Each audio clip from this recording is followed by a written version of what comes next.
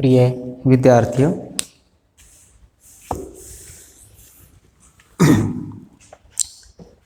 आज हमने भाषा, लिपि, व्याकरण, वर्ण विचार, वर्णमाला ये सभी पढ़ लिए। अब हम शब्द विचार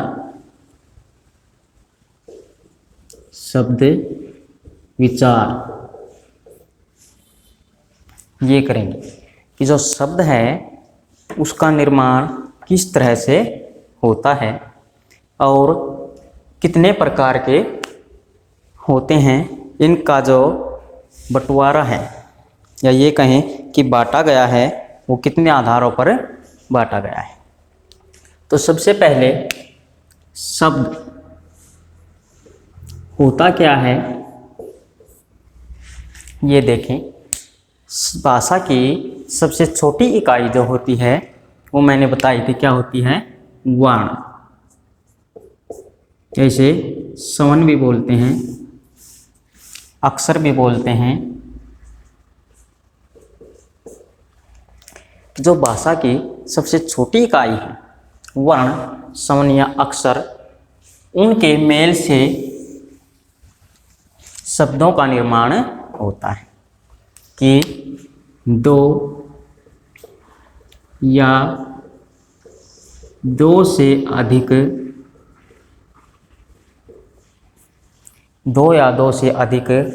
वर्णों का मेल शब्द कहलाता है।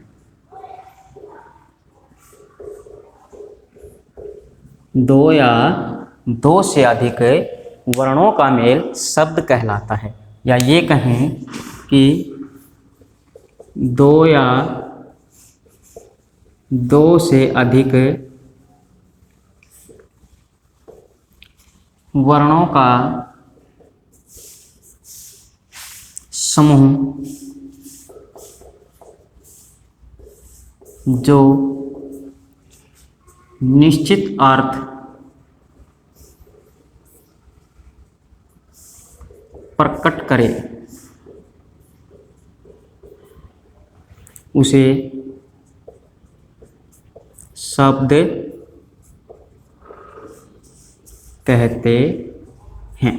जो भी परिभाषा अच्छी लगे, या वर्णों का मेल शब्द कहलाता है, वर्णों के सार्थक मेल को शब्द कहते हैं।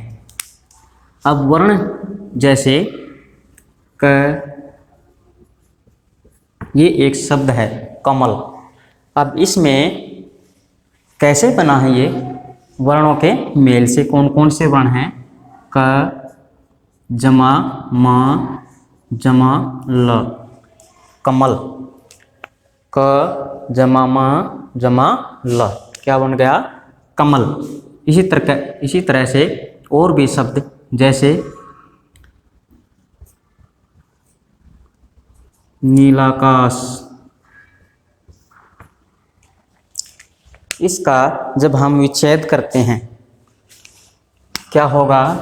न जमा ई जमा ल जमा आ जमा क जमा आ जमा से, तो क्या बन गया? नीलाकाश। तो इस तरह से शब्दों का निर्माण होता है कि वर्णों का जो मेल है उनसे क्या बनता है? शब्द। अब बात करें कि जो शब्द हैं उसके कितने भेद हैं, तो शब्द को कितने आधारों पर बांटा गया है। पहला है उत्पत्ति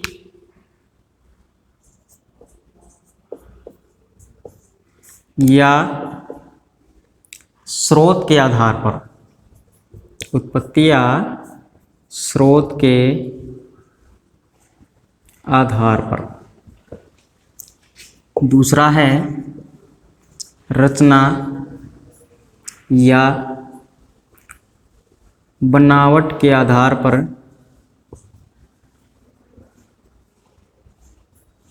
रचना या बनावट के आधार पर, प्रयोग के आधार पर,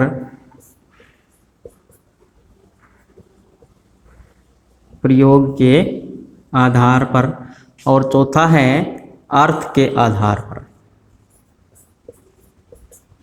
अर्थ के आधार पर। तो इस तरह से 4 प्रकार से शब्दों को बांटा गया, शब्दों का वर्गीकरण किया गया। पहला है उत्पत्ति या स्रोत के आधार पर, रचना या बनावट के आधार पर, प्रयोग के आधार पर और अर्थ के आधार पर। तो शब्दों का जो वर्गीकरण किया गया है वो इन्हीं के आधार पर किया गया है। पहला उत्पत्ति या स्रोत के आधार पर जो है, उत्पत्ति क्या होता है? निर्माण, उत्पत्ति उत्पन्न हुआ है। स्रोत कहीं से भी चल के आए हैं या कोई भी साधन है। तो उत्पत्ति या स्रोत के आधार पर जो शब्दों का वर्गीकरण है वो कौन कौन सा है? तत्सम शब्द,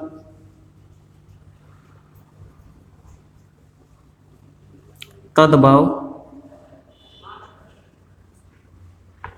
देशज, विदेशी, इनको आगत शब्द भी बोलते हैं, जो आए हुए हैं, आगत। तो पहला जो है उत्पत्ति या स्रोत के आधार पर शब्द के 4 भेद हैं। तत्सम शब्द, तद्भव शब्द, देशज शब्द, विदेशी या आगत। तत्सम शब्द क्या होते हैं? तत् जमा सम, तत् जमा सम। तत् का मतलब होता है जैसा और सम समान। तो जो शब्द जैसे हैं वैसे के वैसे रहना तत्सम। तत्सम शब्द किन्हें कहते हैं? कि संस्कृत भाषा के, संस्कृत भाषा के शब्द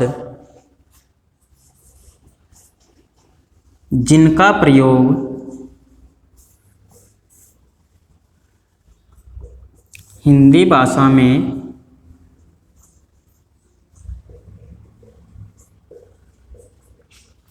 ज्यों का त्यों, या ये कहें कि बिना किसी परिवर्तन के, हिंदी भाषा में ज्यों का त्यों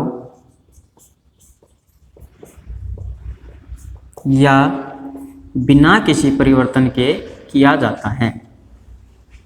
बिना किसी परिवर्तन के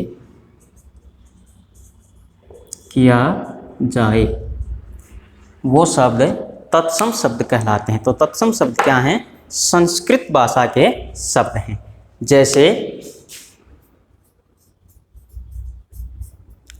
क्रोध, मयूर, करम, हस्त, कूप, दंत। तो ये सभी संस्कृत भाषा के शब्द हैं और इनका प्रयोग अगर ज्यों के त्यों इसी तरह से बिना किसी परिवर्तन के हिंदी भाषा में किया जाता है तो तत्सम शब्द कहलाते हैं। इसके बाद है तद्भव। तद्भव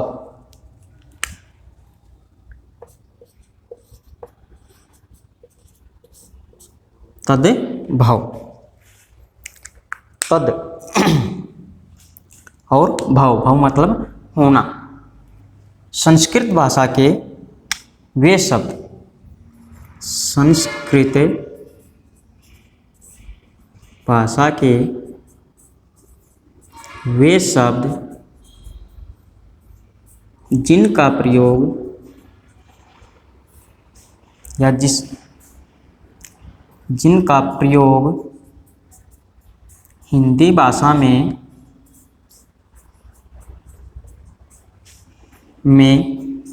परिवर्तन के साथ किया जाता है, परिवर्तन के साथ किया जाता है, तो उसे तद्भव समास नहीं, उसे तद्भव शब्द कहते हैं। तत्सम शब्द क्या थे? कि जिन शब्दों में जो शब्द संस्कृत भाषा के हैं और ज्यों के त्यों बिना किसी परिवर्तन के अगर इनका प्रयोग हिंदी भाषा में किया जाता है तो इन्हें तत्सम शब्द बोलते हैं। तद्भव कि संस्कृत भाषा के शब्द हैं और उनमें थोड़ा बहुत परिवर्तन करके हिंदी भाषा में जब हम प्रयोग करते हैं तो तद्भव शब्द कहलाते हैं।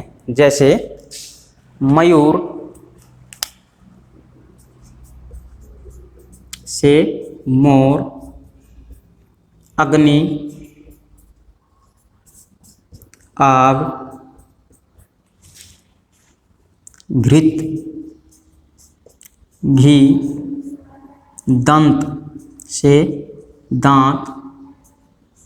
तो ये संस्कृत भाषा के जो शब्द हैं उनका प्रयोग हिंदी भाषा में जब थोड़ा बहुत परिवर्तन करके किए जाते हैं तो उन्हें तद्भव शब्द कहते हैं। इसके बाद हैं देशज शब्द।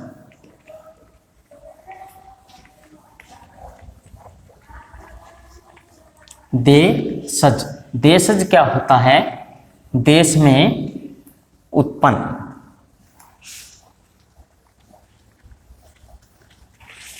देश में उत्पन्न देशज शब्द। जैसे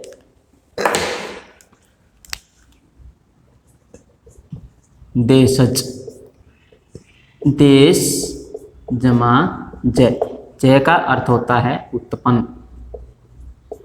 तो देशज क्या हो गया? देश में उत्पन्न। तो देशज शब्द कौन से होते हैं कि वे शब्द जिन शब्दों का प्रयोग, जिन शब्दों का प्रयोग क्षेत्रीय भाषाओं से, क्षेत्रीय भाषाओं से हिंदी भाषा में किया जाता है, हिंदी भाषा में किया जाता है, तो ये शब्द देशज शब्द कहलाते हैं। देशज जो शब्द हैं वो हिंदी भाषा की विभिन्न बोलियों से, जो क्षेत्रीय भाषाएं हैं उनसे जो शब्द हैं और उनको हिंदी भाषा में लिया गया है तो देशज शब्द कहलाते हैं। जैसे लाठी, मंजरी, लाठी, मंजरी, मुंगेरी, खाट,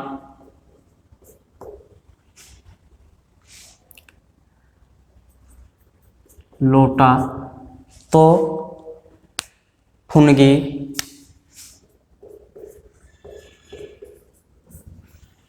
जो शब्द क्षेत्रीय भाषाओं के हैं और उनको हिंदी भाषा में जब लिया जाता है तो उन्हें देशज शब्द कहते हैं। इसके बाद विदेशी या आगत, ये क्या होते हैं कि जो शब्द हिंदी भाषा में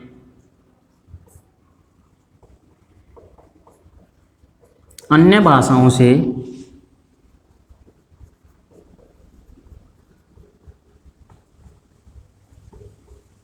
लिए गए हैं,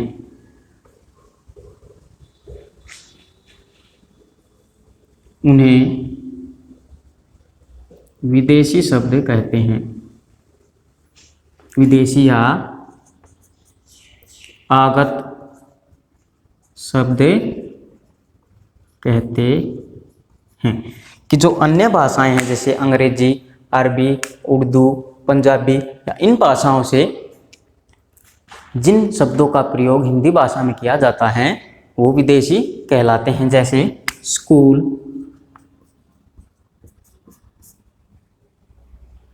कैंची, अखबार, स्कूल, कैंची, अखबार, मास्टर।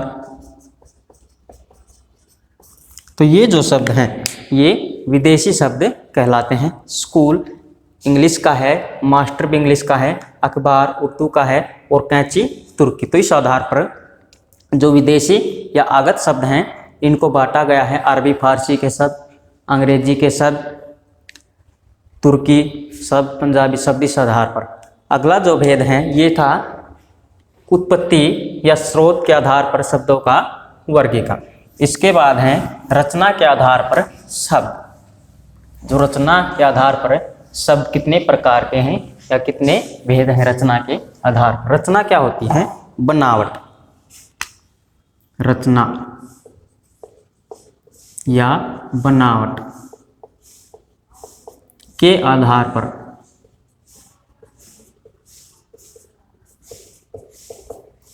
तो रचना या बनावट के आधार पर शब्दों के कौन कौन से भेद हैं? पहला है रूढ़ शब्द, दूसरा यौगिक और तीसरा है योगरूढ़ शब्द। रूढ़, रूढ़ क्या होता है? प्रचलित। रूढ़ शब्द वे शब्द जो हिंदी भाषा में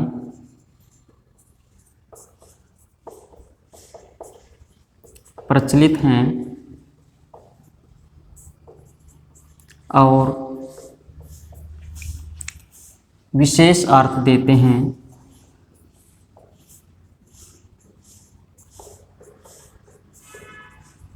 उन्हें रूढ़ शब्द कहते हैं। कि जितने भी हिंदी भाषा के शब्द हैं जैसे पुस्तक,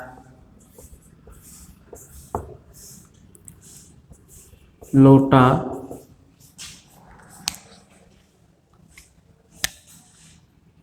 ज्ञान, कुर्सी, तो ये जो शब्द हैं ये रूढ़ शब्द कहलाते हैं। कि दो जो शब्द विशेष अर्थ में प्रचलित हैं, इनका जो रूढ़ शब्द हैं इनके टुकड़े नहीं किए जा सकते, खंडन नहीं किया जा सकता इनका। जैसे कमल है, कलम,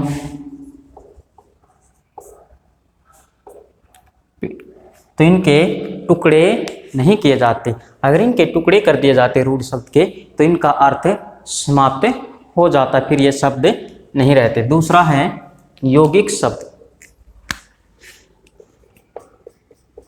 यौगिक, यौगिक शब्द क्या आते हैं? कि जो शब्द दो शब्दों के मेल से बने हैं, मेल से बने हैं और इनका खंडन करने पर या ये कहें कि इनके टुकड़े करने पर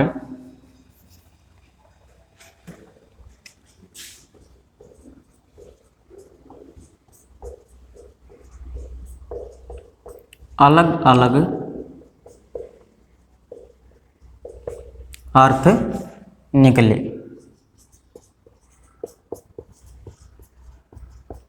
तो वो शब्द यौगिक शब्द कहलाते हैं। जो पहला था रूढ़ शब्द, इनमें टुकड़े नहीं हो सकते। यौगिक शब्द दो शब्दों के मेल से बनते हैं और इनका अलग अलग टुकड़े करने पर या इनको अलग अलग तोड़ा जा सकता है। जैसे पुस्तकालय, पुस्तक,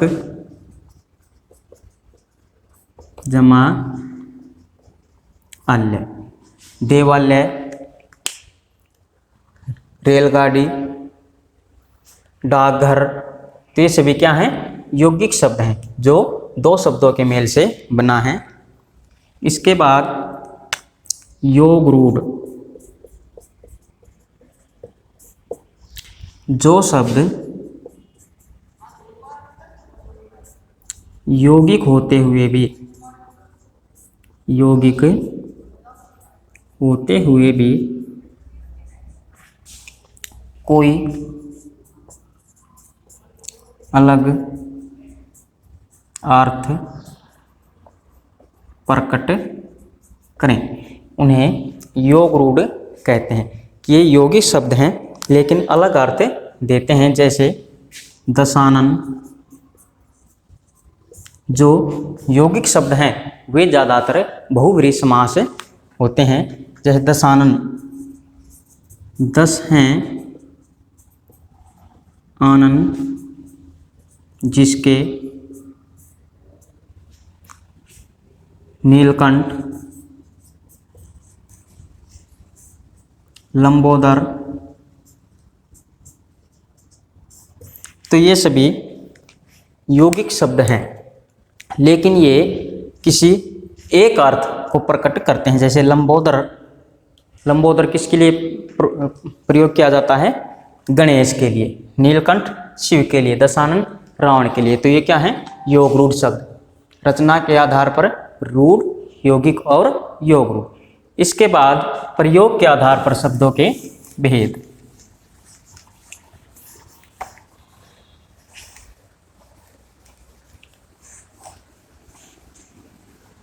ये थे रचना के आधार पर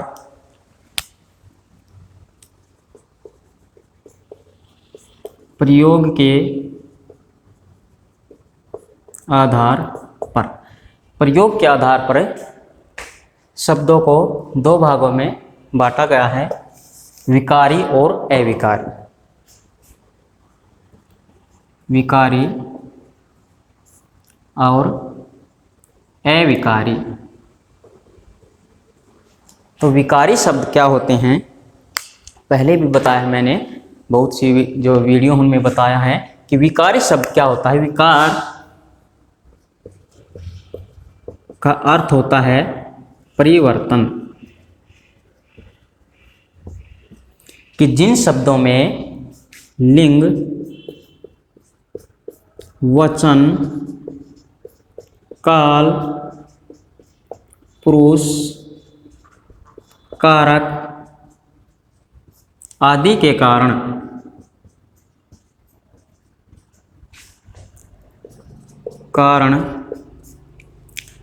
परिवर्तन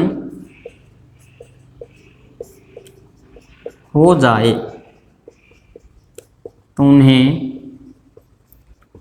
विकारी शब्द कहते हैं। विकार का मतलब क्या है? परिवर्तन। जिन शब्दों में लिंग, वचन, काल, पुरुष, कारक आदि के कारण परिवर्तन हो जाए उन्हें विकारी शब्द कहते हैं। और अविकारी शब्द जो हैं ये इसके विपरीत उल्टा है कि जिन शब्दों में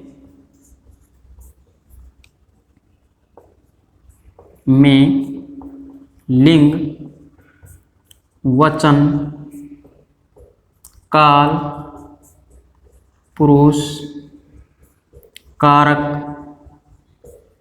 आदि के कारण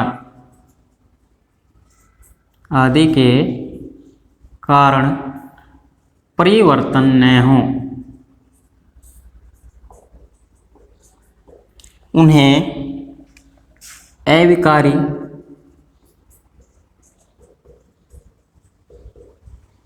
या अव्यय शब्द कहते हैं। जो अविकारी शब्द हैं उन्हें अव्यय कहा जाता है। तो विकारी शब्द जो हैं वो कौन कौन से हैं? संज्ञा, सर्वनाम, विशेषण और क्रिया।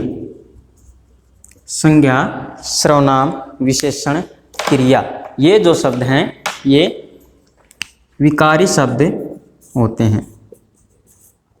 संज्ञा, सर्वनाम, विशेषण, क्रिया। और अविकारी शब्द या अव्यय शब्द कौन से हैं? क्रिया विशेषण,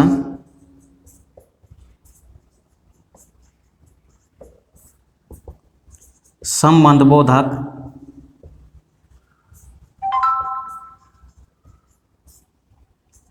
समुच्चय बोधक,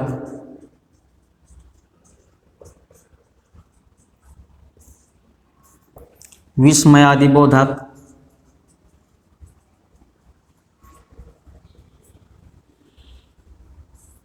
और पांचवा है निपात। क्रिया विशेषण, संबंध बोधक, समुच्चय बोधक, विस्मयादि बोधक और निपात, ये हैं अविकार्य शब्द जिनमें लिंग, वचन, काल, पुरुष, कारक आदि के कारण परिवर्तन नहीं होता, और जिनमें परिवर्तन हो जाता है वो क्या कहलाते हैं? विकारी शब्द। विकारी शब्द कौन कौन से हैं? संज्ञा, सर्वनाम, विशेषण, क्रिया। ये थे प्रयोग के आधार पर। अब जो अंतिम है अर्थ के आधार पर।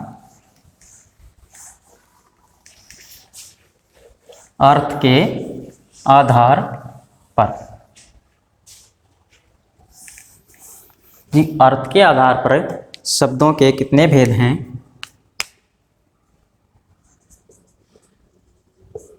अर्थ के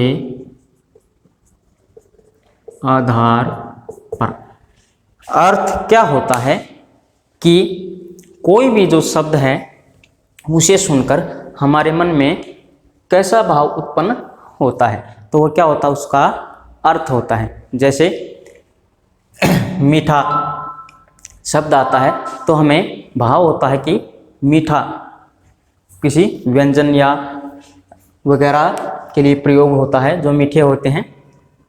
ये कहने का भाव ये है कि जो शब्द, जिस शब्द को सुनकर या पढ़कर हमारे मन में जो भाव उत्पन्न होता है वो उसका अर्थ होता है। तो अर्थ के आधार पर शब्दों के दो भेद हैं, सार्थक शब्द और निरर्थक शब्द। सार्थक शब्द और निरर्थक शब्द। सार्थक शब्द क्या होते हैं? सार्थक से उपसर्ग है, साथ या सहित अर्थ, कि वे शब्द जो सार्थक हो, अर्थ के साथ हो, या जिन शब्दों का अर्थ निकलता है, जिन शब्दों का अर्थ निकले उन्हें सार्थक शब्द कहते हैं। निरर्थक शब्द जिन शब्दों का कोई अर्थ न निकले तो वो शब्द निरर्थक शब्द कहलाते हैं। सार्थक शब्द क्या हैं? जैसे पानी, चाय,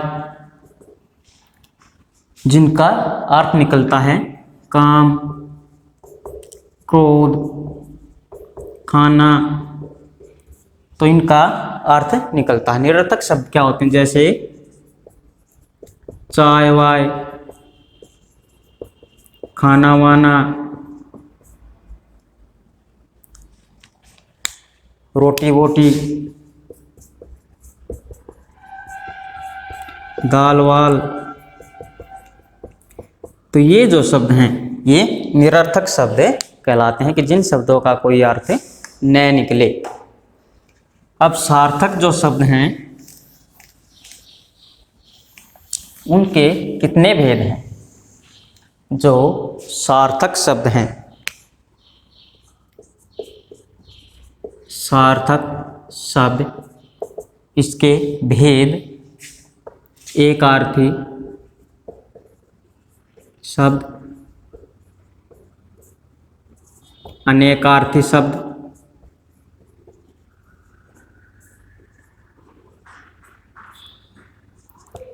पर्यायवाची, पर्यायवाची या समानार्थी शब्द, विलोम या विपरीतार्थक शब्द एकार्थी, अनेकार्थी, पर्यायवाची, विलोम या और है श्रुति सम भिन्नार्थक शब्द।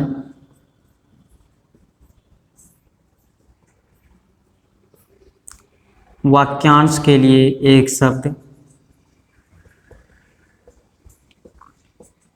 वाक्यांश के लिए एक शब्द।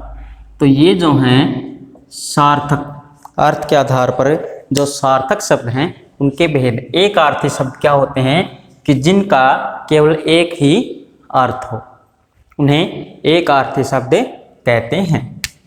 जैसे कम।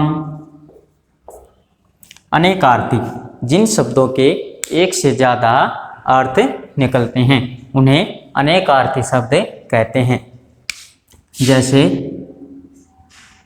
पानी।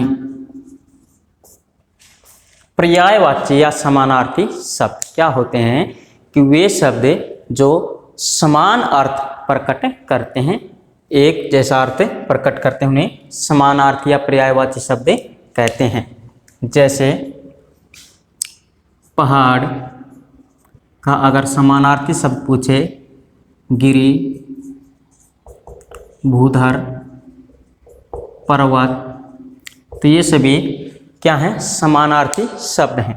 विलोम, विलोम का अर्थ होता है उल्टा। जो शब्द दिए गए शब्द का उल्टा अर्थ प्रकट करते हैं, विलोम या विपरीतार्थक शब्द बताते हैं, उन्हें विलोम शब्द कहते हैं। जैसे ऊपर का विलोम क्या होगा? नीचे। धरती, आकाश, तो क्या होते हैं? उल्टे अर्थ। श्रुति सम भिन्नार्थक शब्द, श्रुति सम, श्रुति, श्रुति सम भिन्नार्थक शब्द क्या होते हैं कि वे शब्द, श्रुति, श्रुति क्या होता है? सुनना। वे शब्द जो सुनने में एक जैसे हों लेकिन उनका अर्थ भिन्न, या ये कहें कि अलग हो, उन्हें श्रुति सम भिन्नार्थक शब्द कहते हैं। जो शब्द सुनने में एक जैसे प्रतीत होते हैं लेकिन उनका अर्थ भिन्न होता है, उन्हें श्रुति सम भिन्नार्थक शब्द कहते हैं। जैसे और,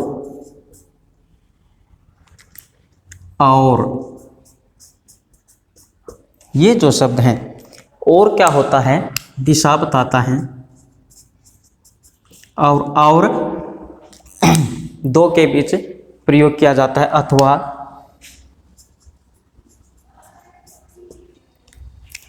जो शब्द सुनने में एक जैसे प्रतीत होते हैं, अंश और अंश। यहाँ एक अंश टुकड़ा या खंड है और दूसरा अंश कंधा है। तो जो शब्द सुनने में एक जैसे प्रतीत होते हैं लेकिन उनका अर्थ भिन्न होता है, उन्हें श्रुति सम भिन्नार्थक शब्द कहते हैं। वाक्यांश के लिए एक शब्द। जो वाक्यांश के लिए एक शब्द क्या होते हैं? जैसे जो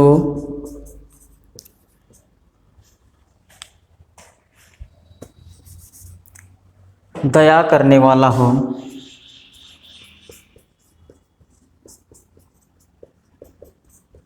तो उसके लिए एक शब्द क्या होगा? दयालु। ये होते हैं वाक्यांश के लिए एक शब्द या शब्दांश के लिए एक शब्द जिसके माता पिता न हों, क्या कहलाता है? अनाथ। तो ये था हमारा आज का शब्द विचार। शब्दों पर विचार किया गया कि जो शब्द हैं वो किसे कहते हैं, किस प्रकार बनता है और इसको कितने आधारों पर बांटा गया है और उनके कौन कौन से भेद हैं। इसको अच्छे से पढ़ें। एक बार फिर बताता हूँ। शब्द दो या दो से अधिक वर्णों का सार्थक मेल शब्द कहलाता है। दो या दो से अधिक वर्णों का सार्थक मेल शब्द कहलाता है। शब्द को चार आधारों पर बांटा गया है। उत्पत्ति या स्रोत के आधार पर, रचना के आधार पर, प्रयोग के आधार पर और अर्थ के आधार पर। अर्थ के आधार पर दो हैं, सार्थक और निरर्थक। उत्पत्ति या स्रोत के आधार पर देशज, विदेशज, तत्सम, तद्भव। रचना या बनावट के आधार पर रूढ़, यौगिक, योगरूप। प्रयोग के आधार पर विकारी और अविकारी। और जो सार्थक शब्द हैं उनमें एकार्थी, अनेकार्थी, पर्यायवाची, विलोम, वाक्यांश के लिए एक शब्द, श्रुति सम, भिन्नार्थक शब्द।